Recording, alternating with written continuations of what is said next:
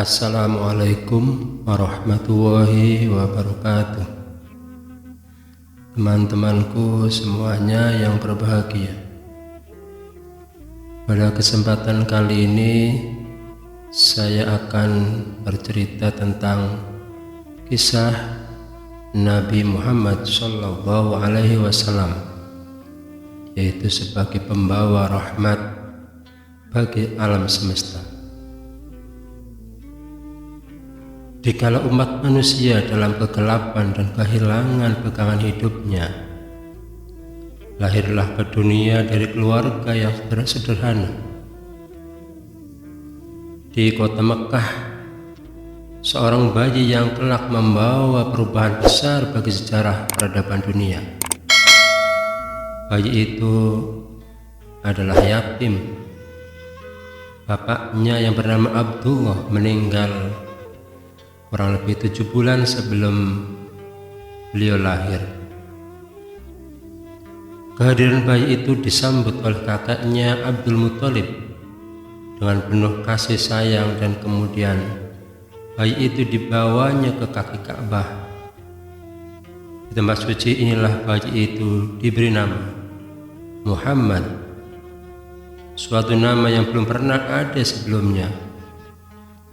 Menurut penanggalan para ahli, kelahiran Muhammad itu pada tanggal 12 Rabiul Awal tahun Gajah, atau bertepatan dengan tanggal 20 April tahun 571 Masehi. Adapun sebab dinamakan tahun kelahiran Nabi itu dengan sebutan tahun Gajah, karena pada tahun itu kota Makkah diserang oleh suatu pasukan tentara orang Nasrani yang kuat di bawah pimpinan Raja Abraha, gubernur dari kerajaan Nasrani Abyssinia yang memerintah di Yaman, dan mereka bermaksud menghancurkan Ka'bah. Pada waktu itu Abraha berkendaraan gajah. Belum lagi maksud mereka tercapai, mereka sudah dihancurkan oleh Allah Subhanahu wa Ta'ala dengan mengirimkan burung ababil.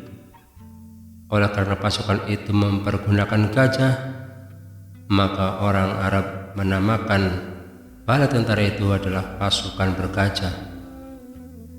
Sedang tahun terjadinya peristiwa itu disebut tahun gajah. Nabi Muhammad SAW adalah keturunan dari Qusay, pahlawan suku Quraisy yang telah berhasil menggulingkan kekuasaan Huza'ah atas kota Mekah. Ayahnya bernama Abdullah bin Abdul Muthalib bin Hashim bin Abdul Manaf bin Qusay bin Kilab bin Murrah dari golongan Arab Bani Ismail. Ibunya bernama Aminah binti Wahab bin Abdul Manaf bin Zuhrah bin Kilab bin Murrah. Sudah menjadi kebiasaan para orang-orang Arab kota Makkah, terutama pada orang-orang yang tergolong bangsawan, yaitu menyusukan dan menitipkan bayi-bayi mereka kepada wanita badiah atau dusun di padang pasir, agar bayi-bayi itu dapat menghirup hawa yang bersih, terhindar dari penyakit-penyakit kota, dan supaya bayi-bayi itu dapat berbicara dengan bahasa yang murni dan fasih.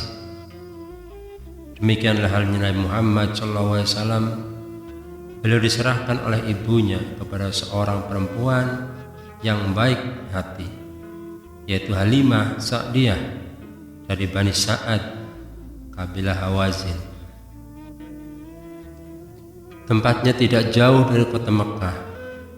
Di perkampungan Bani Sa'ad inilah Nabi Muhammad SAW diasuh dan dibesarkan sampai berusia 5 tahun.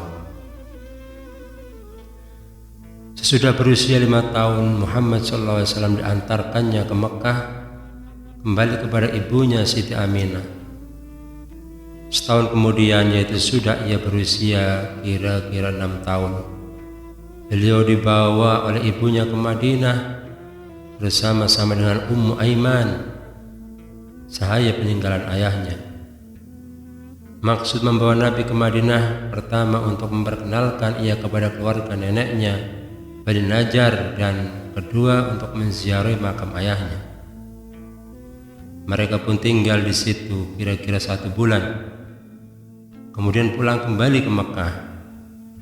Namun dalam perjalanan mereka pulang pada suatu tempat Abwa namanya. Tiba-tiba Aminah jatuh sakit sehingga meninggal dan dimakamkan di situ juga. Abwa ialah nama sebuah desa yang terletak antara Madinah dan Juhfah, kira-kira sejauh 23 mil di sebelah selatan kota Madinah. Betapa sedih hati Nabi Muhammad. Dari kecil tak mengenal ayahnya, kini harus pula berpisah dengan ibunya. Setelah selesai pemakaman ibundanya, Nabi Muhammad SAW segera meninggalkan kampung Abwa itu, kembali ke Mekah dan tinggal bersama dengan neneknya atau kakeknya, yaitu Abdul Muthalib. Disinilah Nabi Muhammad SAW diasuh sendiri oleh kakeknya yang penuh kecintaan. Usia Abdul Muthalib pada waktu itu mendekati 80 tahun. Disebabkan kasih sayang kakeknya Abdul Muthalib, Muhammad SAW dapat hiburan dan dapat melupakan kemalangan nasibnya karena kematian ibunya. Tetapi keadaan ini tidak lama berjalan, sebab baru saja berselang 2 tahun ia merasa terhibur di bawah asuhan kakeknya. Orang tua yang baik hati itu akhirnya meninggal pula dalam usia 80 tahun. Muhammad SAW ketika itu baru berusia 8 tahun. Sesuai dengan wasiat Abdul Muthalib, maka Nabi Muhammad SAW diasuh oleh pamannya, yaitu Abu Thalib. Kesungguhan dia mengasuh Nabi serta kasih sayang yang dicurahkan kepada keponakannya ini tidaklah kurang dari apa yang diberikannya kepada anaknya sendiri selama dalam asuhan kakeknya dan paman. Nabi Muhammad menunjukkan sikap yang terpuji dan selalu membantu meringankan kehidupan mereka. Ketika Nabi Muhammad berusia 12 tahun, Nabi Muhammad SAW mengikuti pamannya Abu Thalib membawa barang dagangan ke negeri Syam. Sebelum mencapai kota Syam, baru sampai di Busra, bertemulah kafilah Abu Thalib dengan seorang pendeta Nasrani yang alim, yaitu Buhaira namanya. Pendeta itu melihat ada tanda-tanda kenabian pada diri Muhammad SAW. Maka dinasihatilah Abu Thalib agar segera membawa keponakannya itu pulang ke Mekah, sebab dia khawatir kalau Muhammad SAW ditemukan oleh orang Yahudi yang pasti akan menganiayanya. Dalam riwayat lain, kaum Yahudi akan membunuhnya. Abu Thalib segera menyelesaikan dagangannya dan kembali ke Mekah. Nabi Muhammad SAW sebagaimana biasanya pada merasa anak-anak itu, dia kembali ke pekerjaannya, yaitu menggembala kambing keluarga dan kambing penduduk Mekah yang lain yang dipercayakan kepadanya.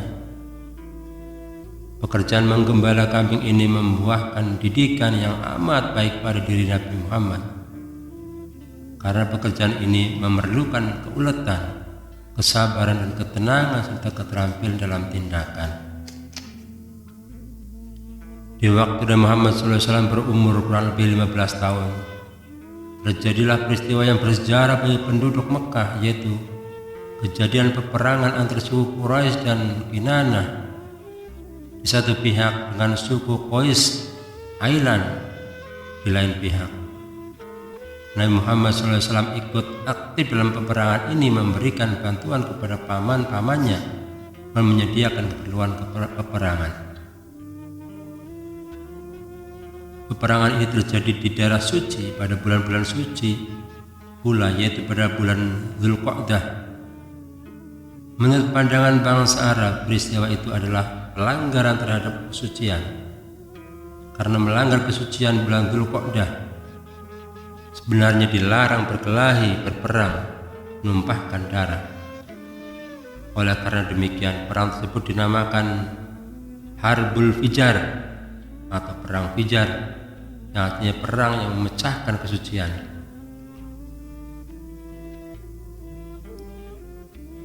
Meningkat masa dewasa, Nabi Muhammad SAW mulai berusaha sendiri dalam penghidupannya, karena dia terkenal orang yang jujur. Maka seorang janda kaya bernama Siti Khadijah mempercayai beliau untuk membawa barang dagangannya ke negeri Syam. Dalam perjalanan ke negeri Syam ini, beliau ditemani oleh seorang pembantu Siti Khadijah yang bernama Maisarah. Setelah selesai menjual belikan, yang namanya Maisarah adalah seorang laki-laki atau budak laki-laki.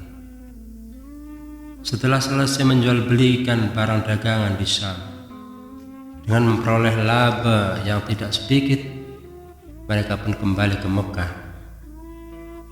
Sesudah Nabi Muhammad SAW pulang dari perjalanan ke Syam itu, datanglah lamaran dari pihak Siti Khadijah kepada beliau.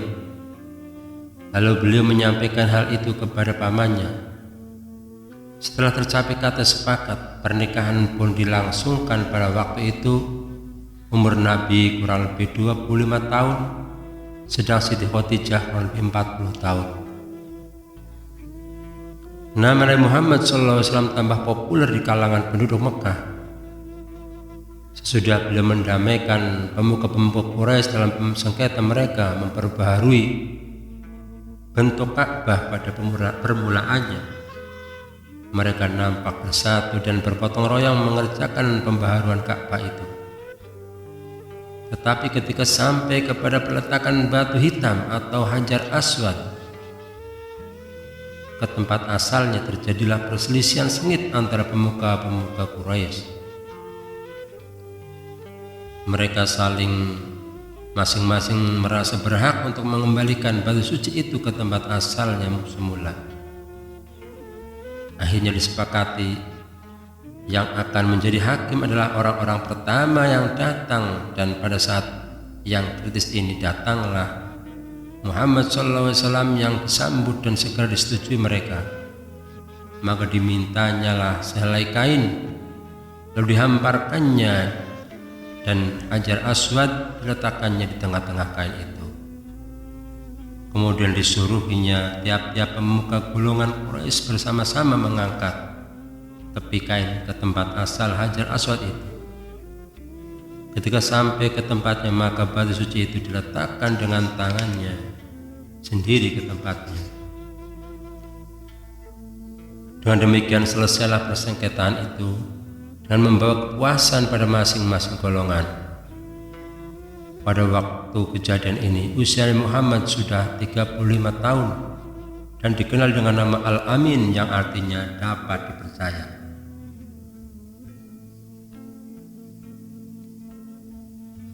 Dalam perjalanan hidupnya, sejak masih kanak-kanak hingga dewasa, dan sampai diangkat menjadi Rasul, beliau terkenal sebagai seorang yang jujur, berbudi luhur, dan mempunyai kepribadian yang tinggi. Tak ada sesuatu perbuatan dan tingkah laku yang tercela yang dapat dituduhkan kepadanya. Berlainan sekali dengan tingkah laku dan perbuatan kebanyakan pemuda-pemuda dan penduduk kota Mekah pada umumnya, yang gemar berfoya-foya dan bermabuk-mabukan. Karena demikian jujurnya dalam perkataan dan perbuatan, maka beliau dijuluki Al-Amin, yang artinya orang yang dapat dipercayai. Ahli sejarah menuturkan bahwa Muhammad SAW sejak kecil hingga dewasa tidak pernah menyembah berhala, dan tidak pernah pula makan daging hewan yang disembelih untuk korban berhala-berhala seperti lazimnya orang Arab jahiliyah pada waktu itu. Ia sangat benci kepada berhala itu dan menjauhkan diri dari keramaian dan upacara-upacara pemujaan kepada berhala itu. Untuk menutupi keperluan hidupnya sehari-hari, Beliau berusaha sendiri mencari nafkah karena orang tuanya tidak meninggalkan harta warisan yang cukup. Sesudah beliau menikah dengan Siti Khadijah, dia pun berdagang bersama dengan istrinya dan kadang-kadang berserikat pula dengan orang lain.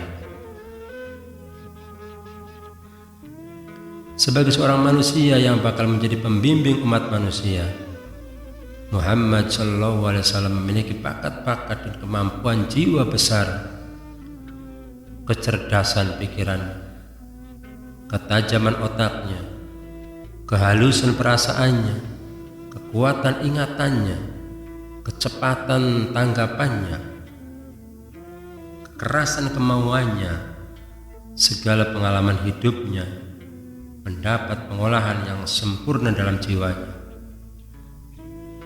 Dia mengetahui babak-babak sejarah negerinya, kesedihan masyarakat dan keruntuhan agama bangsanya.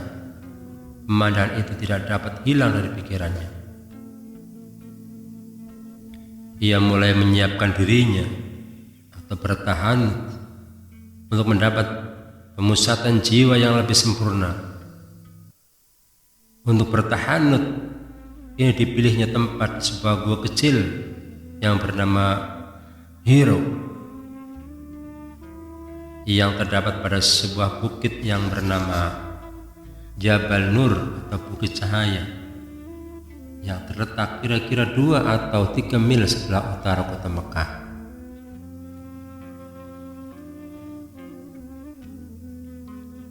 Ketika menginjak usia 40 tahun, Muhammad SAW lebih banyak mengerjakan tahannut atau menyendiri daripada waktu-waktu sebelumnya. Pada bulan Ramadan dibawanya berbekal lebih banyak dari biasanya, karena akan bertahannut atau menyendiri lebih lama daripada waktu-waktu sebelumnya. Dalam melakukan tahannut, kadang-kadang beliau bermimpi mimpi yang benar atau ar-ru'ya as-shadiqah. Pada malam 17 Ramadan bertepatan dengan 6 Agustus tahun 610 Masehi, di waktu Muhammad SAW sedang bertahanut di Gua Hiro, datanglah malaikat Jibril alaihissalam membuat tulisan dan menyuruh Muhammad SAW untuk membacanya. Katanya, bacalah atau Iqra. Dengan terperanjat Muhammad SAW menjawab, aku tidak dapat membaca. Beliau lalu direngkuh beberapa kali oleh malaikat Jibril alaihissalam sehingga nafasnya sesak, lalu dilepaskan olehnya seraya disuruhnya membaca sekali lagi, Iqra, bacalah. Tetapi Muhammad SAW masih tetap menjawab, aku tidak dapat membaca. Begitulah keadaan berulang sampai 3 kali, dan akhirnya Muhammad SAW berkata, apa yang kubaca? Kata Jibril. Artinya, bacalah dengan nama Tuhanmu yang menjadikan manusia dari segumpal darah. Bacalah, dan Tuhanmu teramat mulia yang mengajarkan dengan pena atau tulis baca, mengajarkan kepada manusia apa yang tidak diketahuinya. Surat Al-Alaq 1-5. Inilah wahyu yang pertama yang diturunkan oleh Allah Subhanahu wa taala kepada Nabi Muhammad SAW. Inilah pula saat penobatan beliau sebagai Rasulullah atau utusan Allah kepada seluruh umat manusia untuk menyampaikan risalahnya. Menurut riwayat, selama lebih kurang 2,5 tahun lamanya sudah menerima wahyu yang pertama. Barulah Rasulullah menerima wahyu yang kedua. Dikala menunggu-nunggu kedatangan wahyu yang kedua itu, Rasulullah diliputi perasaan cemas dan khawatir kalau wahyu itu putus, malahan hampir saja beliau berputus asa. Akan tetapi ditetapkannya hatinya dan beliau terus bertahanut atau menyendiri sebagaimana biasa di Gua Hira. Tiba-tiba terdengarlah suara dari langit. Beliau menengadah, tampaklah malaikat Jibril alaihissalam, sehingga beliau menggigil ketakutan dan segera pulang ke rumah. Kemudian minta kepada Siti Khadijah supaya menyelimutinya. Dalam keadaan berselimut itu datanglah Jibril alaihissalam menyampaikan wahyu Allah yang kedua kepada beliau yang berbunyi,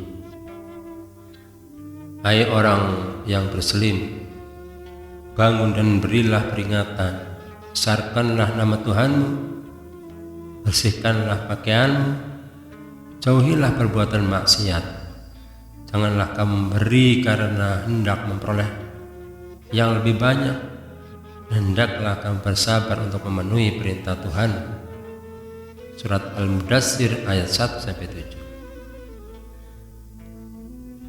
Sesudah Rasulullah SAW menerima wahyu yang kedua ini, yang menjelaskan tugas atas dirinya, mulailah beliau secara sembunyi-sembunyi menyeru keluarganya yang tinggal dalam satu rumah dan sahabat-sahabat beliau yang terdekat, seorang demi seorang, agar mereka meninggalkan agama berhala dan hanya menyembah Allah yang Maha Esa. Maka yang mula-mula iman kepadanya ialah istri beliau sendiri, yaitu Siti Khadijah, disusul oleh putra pamannya yang masih amat muda, yaitu Ali bin Abi Thalib, dan Zaid bin Harith bin Harithah, budak beliau yang kemudian menjadi anak angkat beliau. Setelah itu lalu beliau menyeru kepada Abu Bakar Siddiq, seorang sahabat karib yang telah lama bergaul, dan Abu Bakar pun segera beriman dan memeluk agama Islam. Dengan perantaraan Abu Bakar, banyak orang-orang yang memeluk agama Islam, antara lain ialah Utsman bin Affan, Zubair bin Awam, Sa'ad bin Abi Waqqas, Abdurrahman bin Auf, Thalhah bin Ubaidillah, Abu Ubaidillah bin Jarrah, Arqam bin Abil Arqam, Fatimah binti Khattab, adik Umar bin Khattab RA, beserta suaminya yaitu Sa'id bin Zaid al-Adawi, dan beberapa orang penduduk Mekah lainnya dari kabilah Quraisy. Mereka itu diberi gelar As-Sabiqunal Awwalun, artinya orang-orang yang terdahulu yang pertama-tama masuk agama Islam. Mereka ini dapat gemblengan dan pelajaran tentang agama Islam oleh Rasul sendiri di tempat yang tersembunyi di rumah Arqam bin Abil Arqam dalam kota Mekah. 3 tahun lamanya Rasulullah SAW melakukan dakwatul afrad ini, yaitu ajakan masuk Islam secara seorang demi seorang, secara diam-diam atau secara sembunyi-sembunyi dari satu rumah ke rumah yang lain. Kemudian sudah ini turunlah firman Allah surat Al-Hijr ayat 94 yang artinya, "Maka jalankanlah apa yang diperintahkan kepadamu dan berpalinglah dari orang-orang musyrik." Ayat ini memerintahkan kepada Rasul agar menyiarkan agama Islam dengan terang-terangan, meninggalkan cara sembunyi-sembunyi itu. Maka mulailah Nabi Muhammad SAW menyeru kaumnya secara umum dan di tempat-tempat terbuka untuk dakwah yang bersifat umum ini. Beliau tujukan kepada kerabatnya sendiri, lalu kepada penduduk Mekah pada umumnya, yang terdiri dari bermacam-macam lapisan masyarakat, baik golongan bangsawan, hartawan maupun hamba sahaya, kemudian kepada kabilah-kabilah Arab dari berbagai daerah yang datang ke Mekah untuk mengerjakan haji.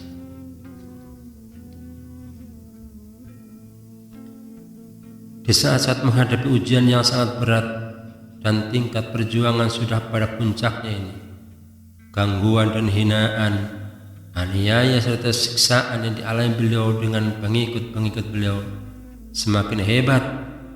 Maka Nabi Muhammad SAW diperintahkan oleh Allah SWT menjalani Isra dan Mi'raj dari Mekah ke Baitul Maqdis di Palestina, terus naik ke langit ke-7 dengan di Sidratil Muntaha, Disitulah beliau menerima perintah langsung dari Allah tentang sholat 5 waktu.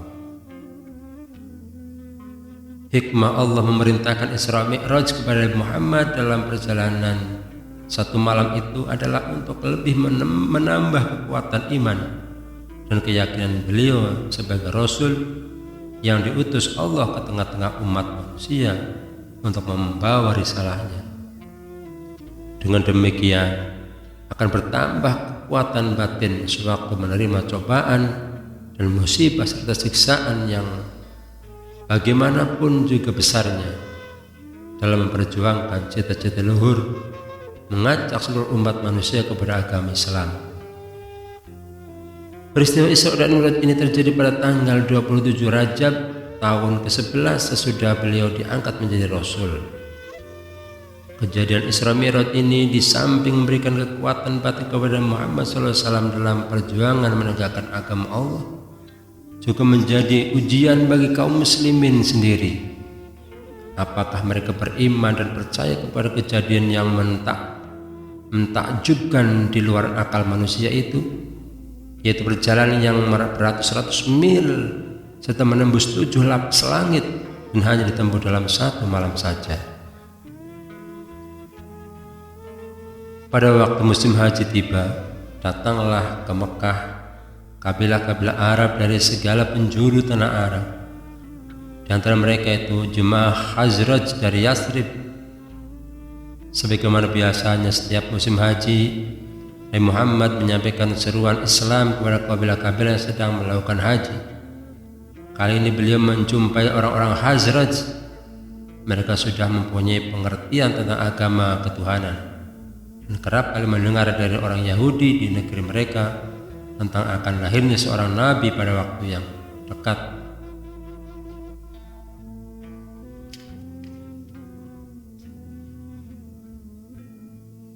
Mereka pun mencurahkan perhatian kepada dakwah yang disampaikan oleh Muhammad kepada mereka itu. Pada waktu itu juga mereka langsung beriman dan mereka yakin bahwa Muhammad itu nabi yang dinanti-nantikan. Peristiwa ini merupakan titik terang bagi perjalanan risalah Muhammad SAW. Orang Khazraj yang masuk Islam ini tidak lebih dari 6 orang, tapi mereka lah yang membuka lembaran baru sejarah perjuangan Muhammad SAW. Setibanya mereka di Yathrib dari Mekah. Yathrib adalah nama kota Madinah zaman dulu, yaitu Yathrib namanya. Mulailah mereka menyiarkan kepada kaum kerabat mereka tentang kebangkitan Nabi akhir zaman, Muhammad SAW yang berada di Mekah.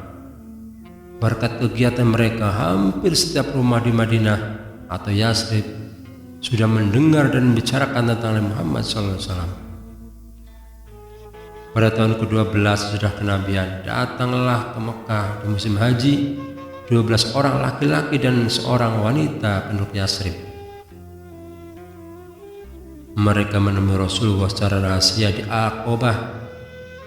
Di tempat inilah mereka mengadakan baiat atau perjanjian atas dasar Islam dengan Nabi, bahwa mereka tidak akan mempersekutukan Allah, tidak akan mencuri, tidak berzina, tidak membunuh anak-anak, tidak memfitnah, tidak akan mendurhakai Muhammad SAW.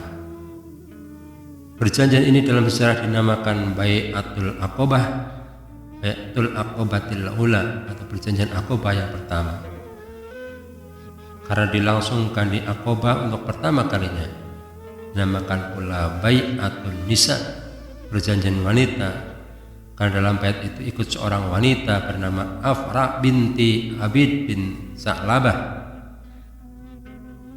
Sudah selesai pembaiatan ini, Rasulullah mengirim Mus'ab bin Umair bersama mereka ke Yathrib untuk mengajarkan Al-Quran dan agama Islam.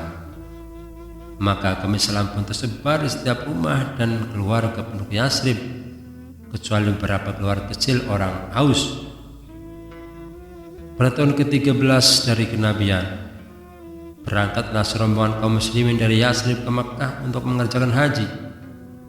orang-orang Islam itu mengundang Rasul agar mengadakan pertemuan dengan mereka di Aqabah pada hari Tasyrik. Sesudah selesai melakukan upacara haji, keluarlah orang-orang Islam dari perkemahan mereka menuju Aqabah secara sembunyi-sembunyi pada waktu tengah malam. Di tempat itulah mereka berkumpul menunggu Nabi. Jumlah mereka 70 orang laki-laki, 2 orang wanita. Rasulullah pun datang didamping oleh Abbas, paman beliau yang di masa itu masih belum menganut agama Islam. Tatkala Muhammad SAW melihat tanda-tanda baik pada perkembangan Islam di kota Yasrib itu, disuruhnyalah para sahabat-sahabatnya berpindah ke sana. Berkata Rasul kepada sahabat-sahabatnya itu, sesungguhnya Allah Azza wa Jalla telah menjadikan orang-orang Yasrib sebagai saudara-saudara bagimu dan negeri itu sebagai tempat yang aman bagimu. Orang-orang Quraisy sangat terperanjat setelah mengetahui perkembangan Islam di Yasrib itu. Mereka merasa khawatir jika Nabi Muhammad SAW berpuasa di Yasrib. Mereka bersidanglah pemuka-pemuka Quraisy di Darun Nadwah untuk merencanakan tindakan apakah yang akan diambil terhadap Nabi Muhammad. Akhirnya mereka memutuskan bahwa Nabi Muhammad harus dibunuh demi keselamatan masa depan mereka. Untuk melaksanakan pembunuhan ini, setiap suku Quraisy mengirimkan seorang pemuda pilihan. Dengan demikian, bila Muhammad SAW berhasil dibunuh, keluarganya tidak akan mampu menuntut bela kepada seluruh suku. Rencana keji kaum Quraisy ini telah diketahui oleh Nabi Muhammad SAW dan beliau diperintahkan oleh Allah SWT agar segera pindah ke Yasrib. Hal ini beliau beritahukan kepada sahabat Abu Bakar. Abu Bakar minta kepada Nabi Muhammad supaya diizinkan menemani beliau dalam perjalanan yang bersejarah ini.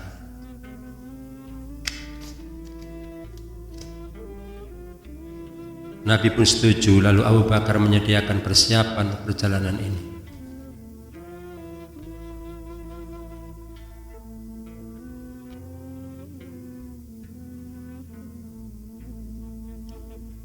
Pada malam hari, waktu pemuda-pemuda Quraisy sedang mengepung rumah Nabi dan siap akan membunuh beliau, Rasulullah berkemas-kemas untuk meninggalkan rumah. Ali bin Abi Thalib suruh menempati tempat tidur beliau supaya orang-orang Quraisy mengira bahwa beliau masih tidur. Kepada Ali diperintahkan juga supaya mengembalikan barang-barang yang dititipkan kepada beliau kepada pemiliknya masing-masing. Kemudian dengan diam-diam beliau keluar dari rumah. Dilihatnya pemuda-pemuda yang mengepung rumah beliau sedang tertidur tak sadarkan diri. Alangkah kejinya mukamu, kata Rasulullah SAW, seraya meletakkan pasir di atas kepala mereka. Dengan sembunyi-sembunyi beliau pergi menuju rumah Abu Bakar. Kemudian mereka berdua keluar dari pintu kecil di belakang rumah dengan menaiki unta yang sudah disiapkan oleh Abu Bakar menuju sebuah gua di Bukit Sur sebelah selatan kota Mekah. Lalu mereka bersembunyi dalam gua itu. Setelah Al-Quja itu mengetahui bahwa Nabi tidak ada di rumah dan terlepas dari kepungan mereka, maka mereka menjelajahi seluruh kota untuk mencari Nabi, tetapi tidak juga ketemu. Akhirnya mereka sampai juga di Gua Sur, tempat Nabi dan Abu Bakar bersembunyi. Tetapi dengan perlindungan Allah, di muka gua itu terdapat sarang laba-laba berlapis-lapis, seolah-olah terjadinya telah lama sebelum Nabi dan Abu Bakar masuk ke dalamnya. Melihat keadaan yang demikian, pemuda Quraisy itu sedikit pun tidak menaruh curiga. Setelah 3 hari lamanya mereka bersembunyi dalam gua itu dan keadaan sudah dirasakan aman, maka Nabi Muhammad dan Abu Bakar dengan petunjuk jalan Abdullah bin Uraikid barulah meneruskan perjalanan menyusur pantai Laut Merah, dan Ali bin Abi Thalib menyusul kemudian. Setelah mengarungi padang pasir yang sangat luas dan amat panas, akhirnya pada hari Senin tanggal 8 Rabiul Awal tahun 1 Hijriah, tibalah Nabi Muhammad SAW di Kuba, sebuah tempat kira-kira 10 km jauhnya dari Yathrib. Selama 4 hari beristirahat, Nabi mendirikan sebuah masjid, yaitu Masjid Kuba. Inilah masjid yang pertama kali didirikan dalam sejarah Islam. Pada hari Jumat tanggal 12 Rabiul Awal tahun 1 Hijriah, bertepatan dengan tanggal 24 September tahun 622 Masehi, Nabi Muhammad, Abu Bakar dan Ali bin Abi Thalib memasuki kota Yathrib dan mendapat sambutan yang hangat, penuh kerinduan dan rasa hormat dari penduduknya. Pada hari itu juga, Nabi mengadakan sholat Jumat yang pertama kali dalam sejarah Islam, dan beliau pun berkhutbah di hadapan kaum muslimin, yaitu kaum muhajirin dan ansor. Sejak ini Yathrib barulah berolah namanya, berganti namanya menjadi Madinatun Nabi, artinya kota Nabi. Selanjutnya disebut yaitu Madinah atau kota Madinah.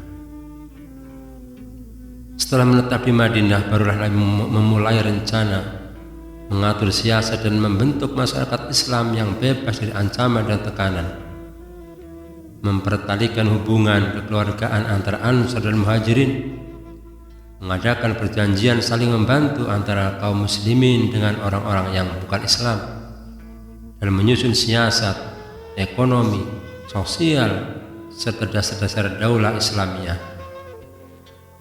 Dalam usaha membentuk masyarakat Islam di Madinah ini, sekaligus beliau berjuang pula memelihara dan mempertahankan masyarakat Islam yang dibina itu dari rongrongan musuh, baik dari dalam maupun dari luar.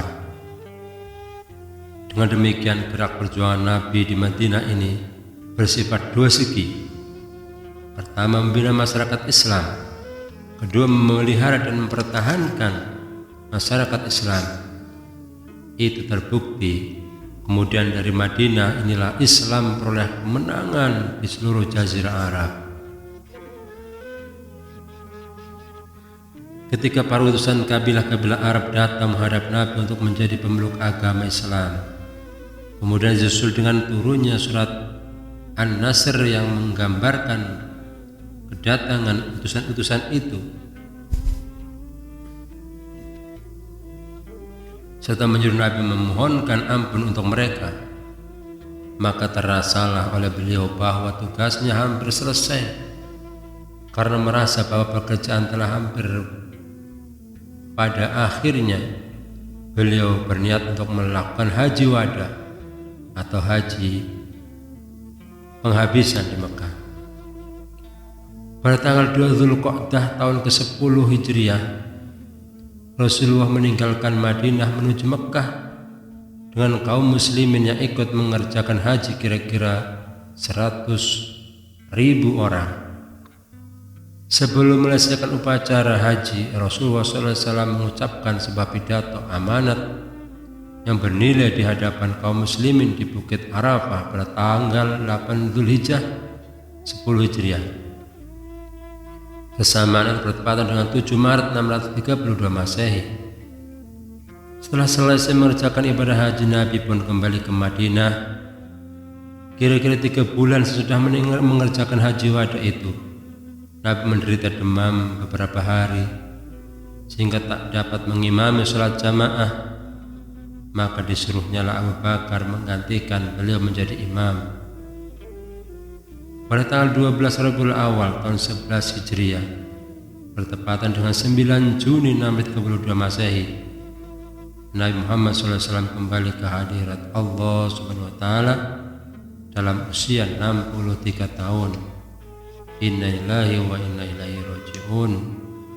23 tahun lamanya sejak beliau diangkat menjadi Rasul Allah, berjuang tak mengenal lelah dan derita untuk menegakkan agama Islam. Nabi Muhammad SAW telah wafat, telah meninggalkan umatnya. Tak ada harta benda yang berarti yang akan diwariskan kepada anak istrinya, tapi beliau meninggalkan 2 buah pusaka yang diwariskannya kepada seluruh umatnya. Sabdanya, tinggalkan untuk kamu 2 perkara atau 2 pusaka, maka kamu akan bersesat selama-lamanya selama kamu masih berpegang kepada keduanya, yaitu Kitabullah dan Sunnah Rasulnya. Demikianlah selintas kisah manusia pilihan yang termasuk tokoh nomor 1 di antara 100 tokoh dunia paling berpengaruh. Harismanya hingga detik ini tetap berkibar. Miliaran orang setiap hari dengan ta'zim bersolawat kepada beliau dalam setiap doa dan salat mereka. Allahumma sholli ala sayyidina Muhammad wa ala ali sayyidina Muhammad. Demikianlah kisah singkat daripada Nabi kita Muhammad sallallahu alaihi wasallam. Wallahu a'lam. Wassalamualaikum warahmatullahi wabarakatuh.